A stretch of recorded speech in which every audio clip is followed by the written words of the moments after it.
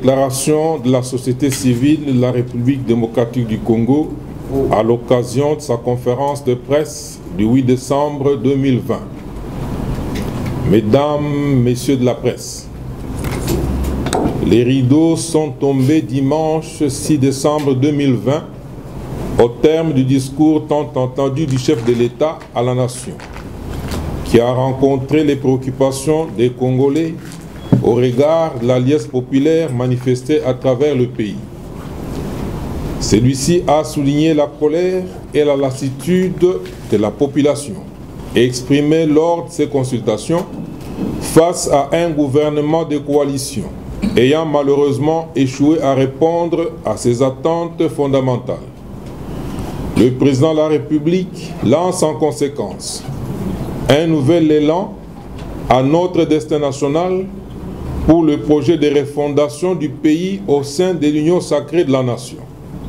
Il s'agit non pas d'un repositionnement politique, mais bien d'un appel à une adhésion volontariste et citoyenne de tous, pour cultiver un vivre ensemble dans une solidarité visant le partage des ressources nationales à toutes les provinces. La société civile de la République démocratique du Congo se réjouit de ce que les grandes lignes de son cahier de charges se soient retrouvées dans l'adresse du chef de l'État, de même que les décisions annoncées s'inscrivent dans la motivation de notre pétition lancée déjà 15 mois ici même devant vous.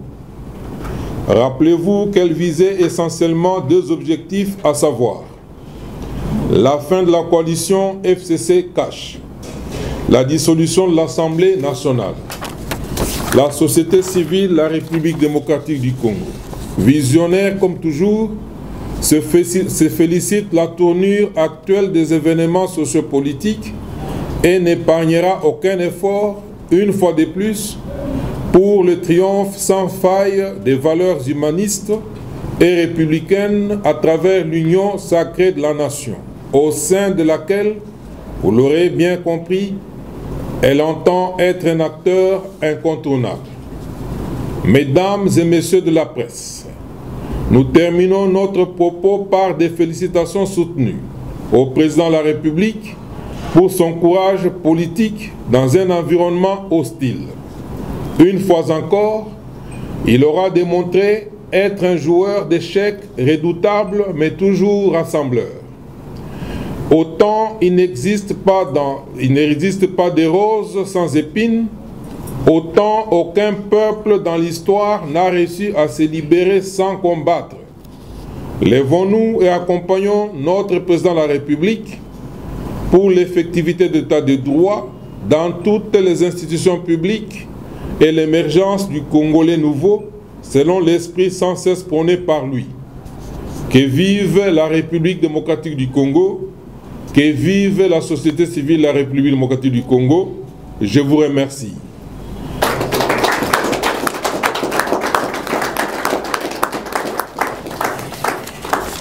Mesdames et messieurs des médias, la parole est vôtre pour ceux d'entre vous qui souhaiteraient poser des questions. Il suffit de vous signaler en levant votre main. Vous vous présentez par votre nom et votre organe de presse et votre question est posée. Donc on prend une première série. Nous allons simplement aller de la gauche vers la droite. Madame Nadine Koulumba pour le compte de code 243. Monsieur le coordonnateur, j'ai deux petites questions. La première est la suivante. Le président a dit au cours des consultations auxquelles vous avez pris part qu'il a constaté des attentes, des préoccupations, des inquiétudes, de la lassitude et même de la colère. Vous vous situez où dans ce tableau? Et la deuxième, que dit la loi ou que prévoit la loi pour la nomination d'un informateur? Il doit sortir de la société civile, de quel parti politique, et s'il faut peut-être proposer un informateur, qu'est-ce que votre choix? Donc à des canaux de télévision, coordonnateur général de la société civile, c'est votre stratégie, puisque depuis 2011, vous avez basculé les pasteurs Ngoïmoulunda après les élections de 2011. Et avec une pétition, aujourd'hui, vous êtes revenu par la même stratégie pour demander la dissolution de l'Assemblée nationale. Je pense que vous êtes contents par rapport à ce qui est en train d'être fait, puisque le chef de l'État, bien qu'il n'a pas cité nommément les noms de la société civile, mais il a dit la pétition a été déposée demandant la dissolution de l'Assemblée nationale, et je pense que vous êtes contents. Mais ma question est celle de savoir, après avoir mené cette démarche, quels seraient les services après-vente, puisque les actions sont restées encore les chefs de l'État où il n'est pas encore arrivé à cette démarche-là de la dissolution, c'est en cours, et quels sont les services après-vente de la société civile par rapport aux événements qui sont en train de se réaliser actuellement. Nous avons vu ce qui s'est passé hier à l'Assemblée nationale, aujourd'hui ça continue, et quelle serait la position de la société civile allant dans le sens de poursuivre tout ce qui va se faire pour arriver finalement dans ce que vous souhaitez, la dissolution de l'Assemblée nationale. Pour le compte de Yunan Kenvo.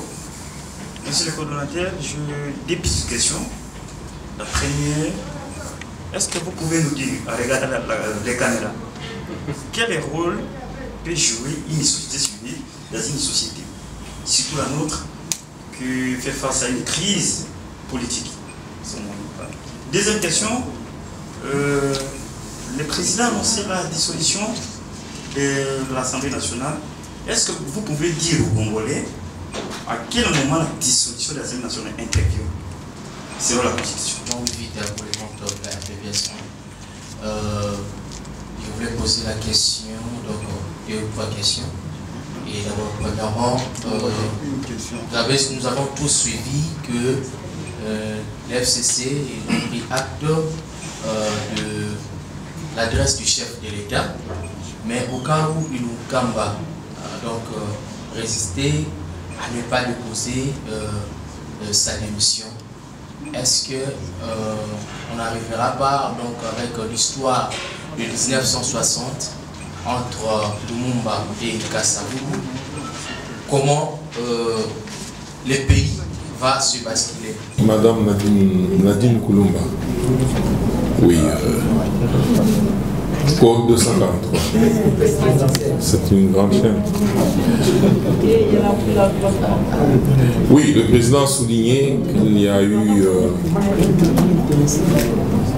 des attentes, des préoccupations, voire même la colère. Qu'est-ce qu'il a dit? La lassitude. Vous voulez savoir là où nous nous situons? Vous étiez en colère, vous étiez au Nous étions dans l'ensemble. Il y a des thèmes ou des sujets sur lesquels nous étions en colère. Par exemple? La coalition FCC cachée. Nous étions en colère. Merci pour la précision. Oui. Et il y a des sujets sur lesquels nous étions préoccupés, tout simplement. Et ainsi de suite. Et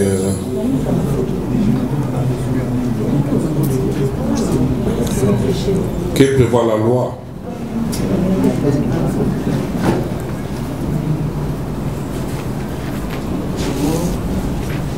Sur la nomination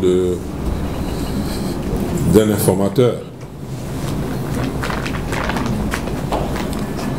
La loi prévoit que le président de la République nomme un informateur qui vérifie ou constate la majorité et lui communique. Et il a 30 jours pour le faire. Ces 30 jours-là, je crois, sont renouvelables une fois. Et si, en cas d'échec, c'est-à-dire s'il n'arrive pas à constater une majorité, il revient toujours au président de la République qui prend des dispositions. Des dispositions, c'est-à-dire sous l'Assemblée nationale, pour revenir au peuple afin de recueillir une nouvelle majorité. C'est ce que prévoit la loi. Et vous avez demandé si cet informateur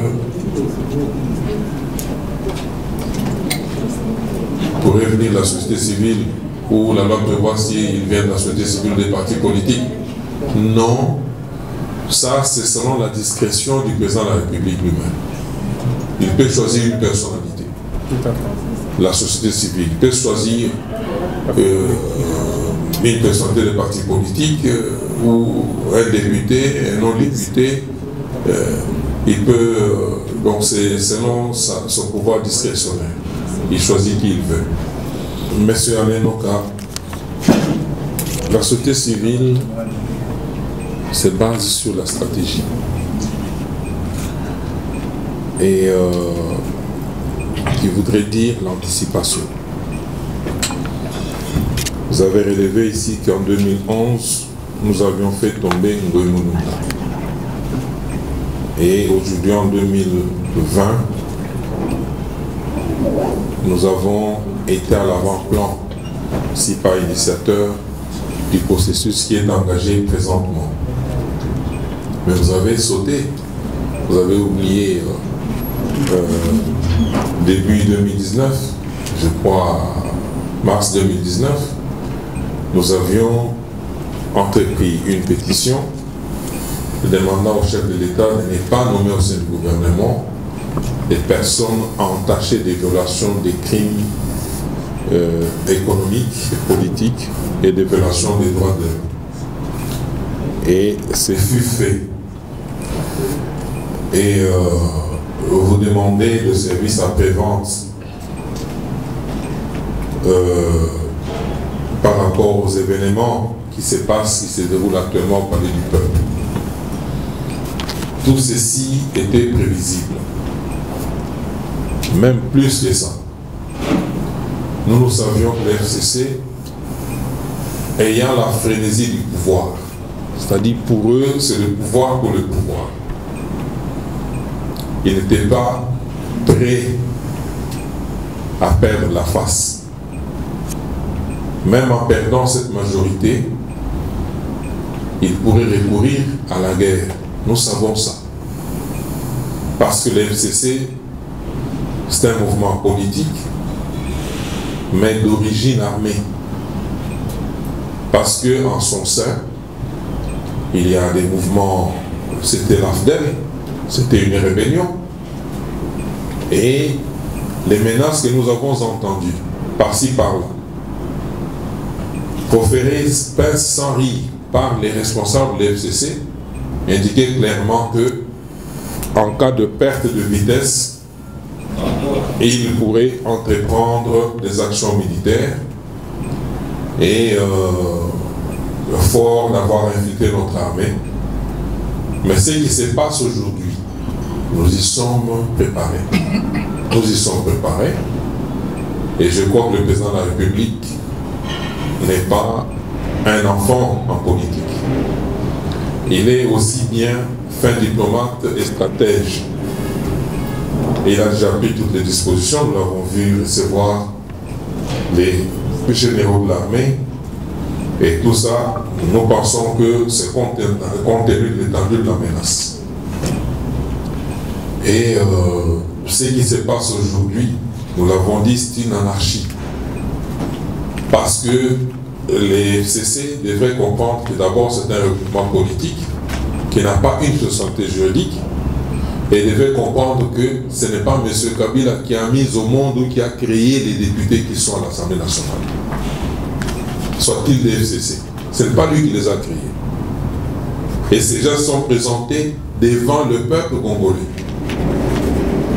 Ils se sont astreints à l'exercice des élections des scrutins. Et le peuple a voté ce jour.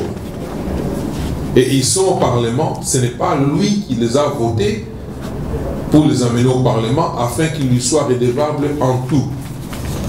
Et la Constitution ne dispose nulle part que les députés sont redevables à la volonté du souverain de l'autorité morale qui remplace ou qui est souverain à la place du peuple. Et nous disons que ce qui se passe, c'est l'anarchie. Nous en appelons aux responsables des FCC, nous en appelons à Mme Mabunda de jouer sportivement. nous avons vu, même du temps fort du 1+4, c'est-à-dire on sortait de la guerre, il y a eu Olivier Kamikatou et Vincent Duperchois de l'Assemblée nationale. Il était parti sportivement. Il y a eu d'autres, alors que tous ces mouvements-là, ils étaient en présence des mouvements armés qui pouvaient se dire, bon, quand vous nous évincez, nous allons prendre les armes. Mais je crois que ils ont plus à gagner en jouant sportivement parce qu'ils ont un avenir politique à entretenir. Mais s'ils veulent se lancer dans l'anarchie, qu'ils retiennent que le peuple congolais, dans sa grande majorité, n'est pas prêt à renoncer à la reconquête de son pouvoir en tant que souverain primaire. Nous irons avec eux jusqu'au bout. Monsieur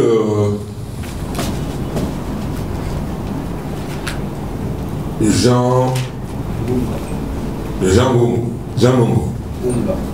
Nunga. Oui, je vais bien regarder la caméra. Quel rôle peut jouer la société civile? Je voudrais ici vous définir ou réformater votre conscience, parce que vous considérez que la société civile, c'est juste une appellation vide de contenu, vide de sens. Retenez à partir d'aujourd'hui que la société civile, on le dit souvent de manière vulgaire, c'est le peuple organisé.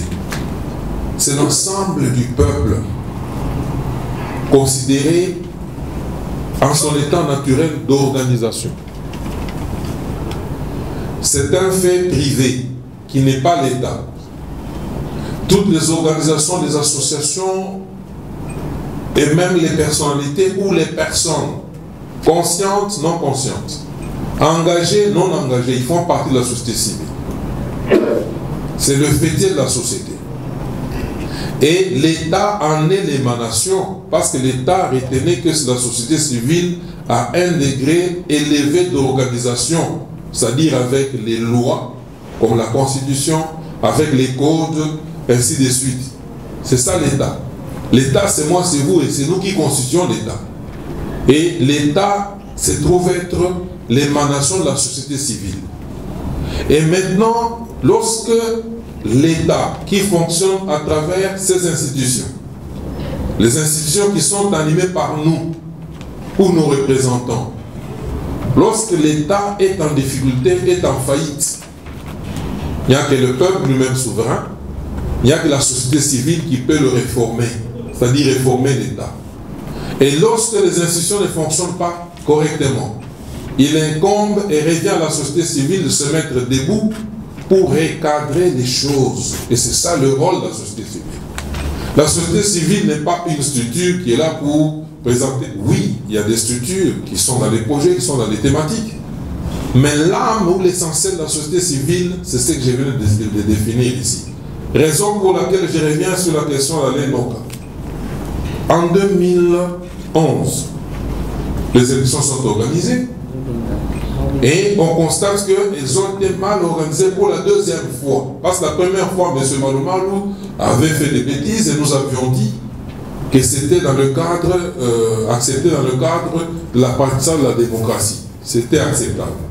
Mais 2011, avec Ngwe Kulumba qui a fait pire que Malumalu, nous avons dit le peuple souverain dont la CENI n'a le rôle que de comptabiliser le scrutin fidèlement. Et la CENI ayant failli à sa mission, le peuple souverain qui s'était exprimé devait se mettre debout pour sanctionner cette CENI. C'est ainsi que nous étions mis debout avec la pétition. Et d'aucuns, au sein de la société civile, prétendaient que non, ce n'était pas le rôle de la société civile. Et tout de suite, nous avions compris que ces amis n'avaient pas compris, ne comprennent pas le rôle de la société civile. Et nous avons fait ça, on a fait tomber Ngoï Mulunda et les choses ont évolué. Rappelez-vous que cette fois-là, dans le cadre de Sauvons la RDC, M. Kabila était en train de se préparer à faire un glissement. Et c'est sur initiative de la société civile que nous avions constitué Sauvons la RDC. Et c'est la société civile qui a été à la base des actions qui ont été menées en 2015, janvier 2015, pour stopper ou bloquer cette tentative de glissement et qui ont conduit à notre arrestation. Et on n'a jamais changé de nature pour dire on devient politicien ou quoi. On est société civile. On a assumé. Et aujourd'hui, le président de la République élu, nous avons fait une pétition en tant que société civile pour lui demander de ne pas nommer ces gens-là qui sont entachés de crimes et de violations des droits de l'homme. Et aujourd'hui, depuis le 8 juillet, nous avons entrepris cette pétition qui a entraîné tout ce que nous vivons aujourd'hui. Nous avons été sur terrain matin, midi et soir, ici sur la ville de Kinshasa et même à l'intérieur. On a conditionné, on a réveillé notre population. Aujourd'hui, chaque Congolais est au courant que au niveau du sommet des institutions, il y a un couac et connaît même, il s'est touché du doigt là où il y a le mal. Et c'est ainsi que vous avez vu l'effervescence après le discours du président de la République. Et vous voyez l'effervescence au palais du peuple, c'est parce que le peuple ne veut plus rester distrait. Ça, c'est le pays qui a annoncé la dissolution de l'Assemblée nationale. À quel moment cette dissolution pourrait-elle intervenir? Nous avons dit ici que même nous, en plaçant la barre très haut, en demandant la dissolution dans notre pétition, ou dans la pétition du peuple congolais, nous savions que c'était un processus pour en arriver là. Aujourd'hui, ce processus est engagé sans désemparer. Je vous ai dit que le président a nommé un informateur. Si cet informateur n'arrive pas à déceler la majorité au sein de l'Assemblée nationale, c'est-à-dire qu'il va se rendre à l'évidence qu'il doit, il l'a même souligné dans son discours, qu'il pourrait à ce moment-là se tourner vers le peuple souverain primaire afin de lui demander une nouvelle majorité. C'est à ce moment-là qu'il va dissoudre.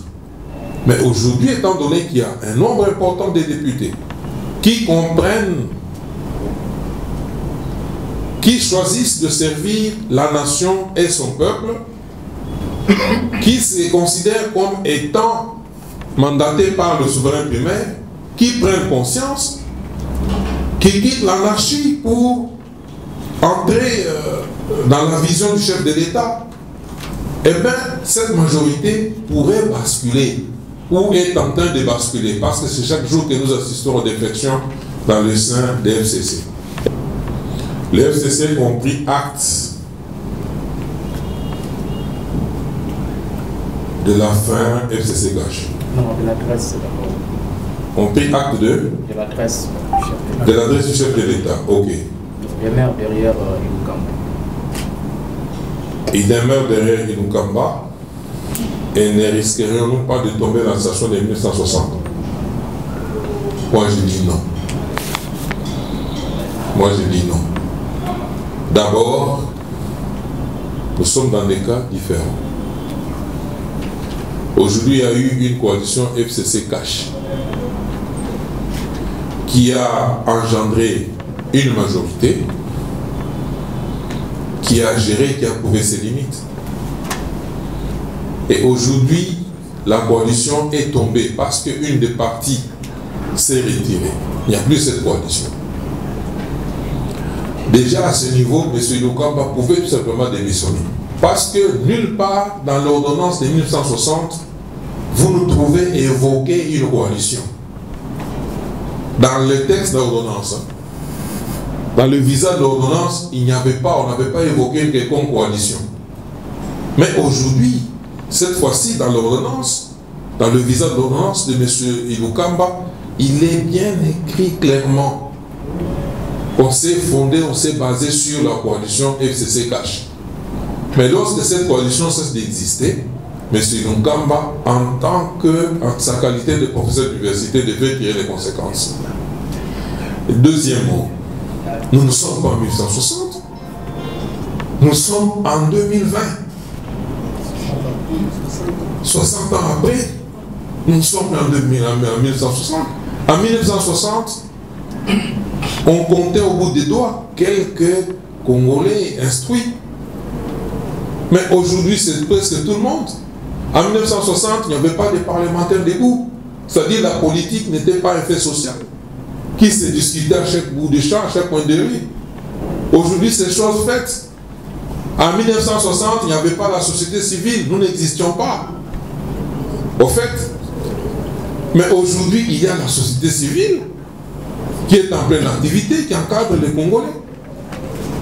En 1960, nous n'avions pas une armée républicaine, une armée formée. En 1960, il y avait aussi l'apport extérieur. Il y avait nos anciens colonisateurs qui tenaient à instaurer le désordre. C'est le principe divisé pour mieux régner. Donc, les contingences de 1960 ne sont pas pareilles qu'aujourd'hui. Et de ce fait, je peux vous garantir que les FCC, s'ils engagent un bras de fer, c'est comme s'ils voulaient se disputer un couteau dont le président de la République tient la manche et tient le côté transparent. L'érosion qu'on vivait dans nos finances, parce que la gouvernance FCC se résume par vider les caisses de l'État. C'est ça leur action, leur entreprise. C'est ça la synthèse de leur gouvernance. Il a suffi seulement que, à travers certains dossiers qu'on bloque, aujourd'hui les finances au niveau de la Banque centrale sont en train de remonter. C'est-à-dire ce pays a l'argent. Et c'est cet argent-là qui fait qu'aujourd'hui les gens ont des bateaux. Les gens ont plus de 60 sociétés. Les gens sont plus riches que l'État. Et cet argent, on a vu ces gens venir ici, main vide. Cet argent, ils ont puisé dans les caisses de l'État, c'est notre argent. Et nous allons le récupérer. Qu'est-ce que vous croyez? Nous allons récupérer cet argent. Ça viendra. Mais pour l'instant, qu'on ne nous mette pas en état pour dire qu'on ne peut pas sauver la nation parce qu'on manque l'argent. Ça, nous disons non. Même s'il faut aller s'endetter, il faut oui, tendre la main, nous tendons la main parce qu'il est question de remettre les institutions de la RDC sur les rails. Avec LCNI, nous avons dit que si on arrive à dissoudre et que la CENI n'est pas encore actualisée, mais il y a des mécanismes. Il y a un consensus qui sera mis en place autour de la question de la CENI. Et ce consensus sera dégagé et va toujours conduire à la mise en place d'une CENI. On le fera. Il n'y a pas à l'impossibilité, on le fera. On ne peut pas laisser le pays mourir avec des chantages tels que avec LCNI, avec ceci, donc on accepte de mourir parce qu'il n'y a pas pour la CENI. Là, nous disons non. Ce genre de chantage n'existe pas. Tant que nous sommes là, nous sommes vivants, nous sommes intelligents, on trouvera toujours des mécanismes pour sortir de l'impasse.